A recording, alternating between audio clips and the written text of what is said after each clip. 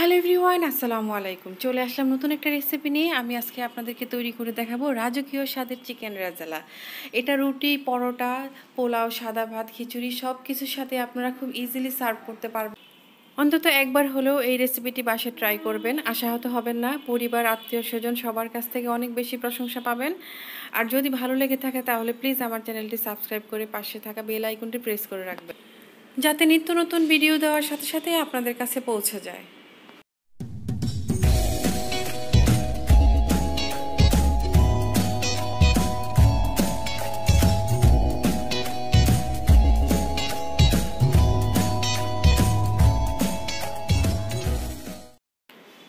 এখানে আমি একটা 1.5 কেজি ওজনের লেয়ার মুরগি নিয়েছি। আপনারা চাইলে ফার্ম কিংবা কক যে কোনো একটা নিতে পারেন। যেহেতু এই মুরগিগুলো রান্না করতে একটু সময় লাগে, সেজন্য আগে থেকে আমি একটু ম্যারিনেট করে নিয়েছিলাম। প্রথমেই 1/2 টেবিল স্পুন গোলমরিচ, পরিমাণ মতো লবণ এবং 2 টেবিল স্পুনের মতো টক দই দিয়ে ভালোভাবে মাখিয়ে আধা ঘন্টার মতো আমি ম্যারিনেট করে রেখেছিলাম। আর যদি বাসায় টক দই না থাকে তাহলে লেবুর রস কিংবা ভিনেগার অ্যাড করতে পারেন। আর এখানে আমি একটা প্যান বসিয়ে দিয়েছি। প্রথমেই আমি গোটা জিরে দিয়ে দিলাম 1/2 টেবিল স্পুনের মতো, আর এটা অবশ্যই দিবেন, এই জিরাতে ভালো একটা স্মেল আসে। এরপর আমি এখানে 1/2 কাপের মতো তেল দিয়েছি। তেলের পরিমাণটা একটু কমিয়ে দিয়েছি, কারণ এই লেয়ার মুরগিগুলোতে অনেক বেশি চর্বি থাকে। অনেক চর্বি আমি কেটে ফেলে দিয়েছি, আপনারা দেখতেই পেরেছেন। ভিতরে অনেক ডিমও ছিল, আস্ত ডিমও ছিল। আর 1.5 কাপের মতো আমি পেঁয়াজ কুচি দিয়েছি। পেঁয়াজটা যতক্ষণ না পর্যন্ত ব্রাউন কালার হয়ে আসবে ততক্ষণ আমি ভেজে নিব।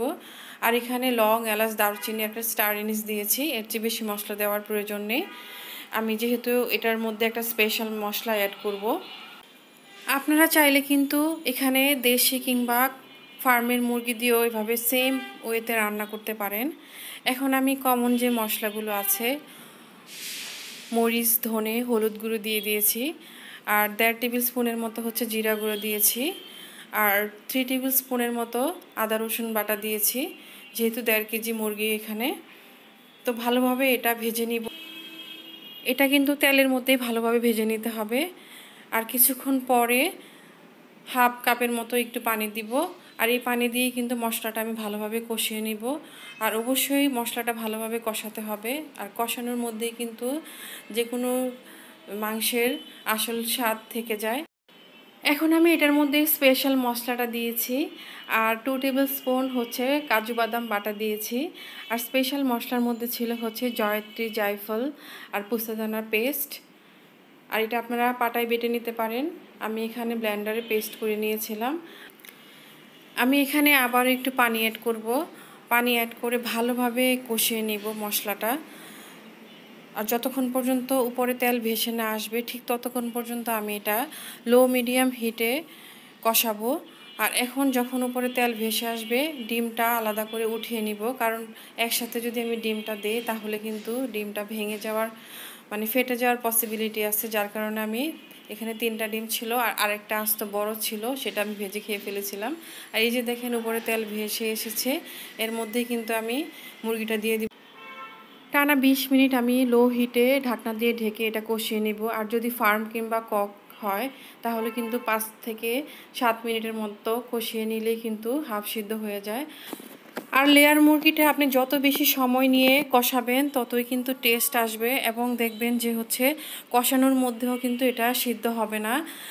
আর এটা যদি আপনি প্রেসার কুকারে রান্না করেন তাহলে তো কোনো কথাই নেই, খুব দ্রুত আপনার রান্নাটা হয়ে যাবে।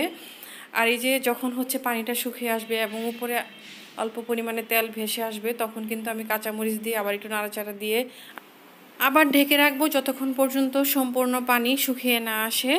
আর অন্য চুলায় আমি কিন্তু গরম পানি বসিয়ে রেখেছি। যদি আপনি গরম পানি এটাতে ব্যবহার করেন তাহলে কিন্তু খুব দ্রুত রান্নাটা হয়ে যাবে। আর এর মধ্যে আমি একটু কেওড়া জল দিয়েছি। কেওড়া জল দিলে কিন্তু একটা শাহি শাহি ভাব আসে, যেহেতু আমি রাজকীয়ভাবে রান্না করতেছি। আর এই তো দেখেন প্রচুর তেল উপরে ভেসে উঠেছে। আমি প্রথমেই বলেছিলাম যে তেলের পরিমাণটা একটু কম দিতে হবে। এই মুরগি থেকে প্রচুর তেল বের হয়, যেহেতু চর্বির পরিমাণ বেশি থাকে। আর যেহেতু আমি অনেক সময় নিয়ে রান্না করব, এটা সেদ্ধ হতে অনেক সময় লাগে, পানির পরিমাণটা একটু বেশি দিয়েছি। আর অবশ্যই ফুটন্ত গরম পানি দেওয়ার চেষ্টা করবেন। দেখেন মাশাআল্লাহ কালারটাও কিন্তু অনেক সুন্দর এসেছে। টানা 1 ঘন্টা আমি চুলায় লো মিডিয়াম হিটে ঢাকনা দিয়ে ঢেকে রান্না করেছি। দেখেন মাশাআল্লাহ আমার তরকারিটা হয়ে গিয়েছে। আর শেষের দিকে হচ্ছে আমি 1 টেবিল স্পুনের মতো আবারও ভাজা জিরার গুঁড়ো দিয়েছি। এখানে পানি আরও শুকাবে। ভাজা জিরার গুঁড়ো দিয়েছি, আবার কাঁচামরিচও অ্যাড করেছি। শেষের দিকে যদি আপনি কাঁচামরিচ অ্যাড করেন তাহলে কিন্তু একটা দারুণ স্মেল আসে। ঢাকনা উঠিয়ে আমি আরও 5 মিনিট রান্না করব, যতক্ষণ পর্যন্ত এটা মাখা মাখা একটা ভাব না আসবে। তো হয়ে গেল আমার আজকের রাজকীয় স্বাদে চিকেন রেজালা। মাশাআল্লাহ দেখতেই পাচ্ছেন কতটা লোভনীয় হয়েছে। এটা কিন্তু আপনি নান, রুটি, পরোটা, পোলাও, খিচুড়ি, সাদা ভাত সব কিছুর সাথে খুব ইজিলি সার্ভ করতে পারবেন। আর অবশ্যই কিন্তু আপনি সবার অনেক প্রশংসা পাবেন। আর একবার হলেও বাসায় ট্রাই করবেন এবং আমাকে জানাবেন কেমন হয়েছে। যারা প্রথম থেকে শেষ পর্যন্ত অনেক কষ্ট এবং ধৈর্য সহকারে আমার এই ভিডিওটি দেখেছেন নীরব দর্শক হয়ে, তাদের কাছে অনুরোধ রইল প্লিজ আমার চ্যানেলটি সাবস্ক্রাইব করে পাশে থাকা বেল আইকনটি প্রেস করে রাখবেন, যাতে করে নিত্য নতুন ভিডিও দেওয়ার সাথে সাথে আপনাদের কাছে পৌঁছে যায়। আর যারা আমার পরিবারের সদস্য হয়ে আছেন তাদেরকে অসংখ্য অসংখ্য ধন্যবাদ আমাকে এতটা সাপোর্ট করার জন্য, এতটা মোটিভেটেড করার জন্য। তো সবাই ভালো থাকবেন, সুস্থ থাকবেন। আল্লাহ হাফেজ। আসসালামু আলাইকুম।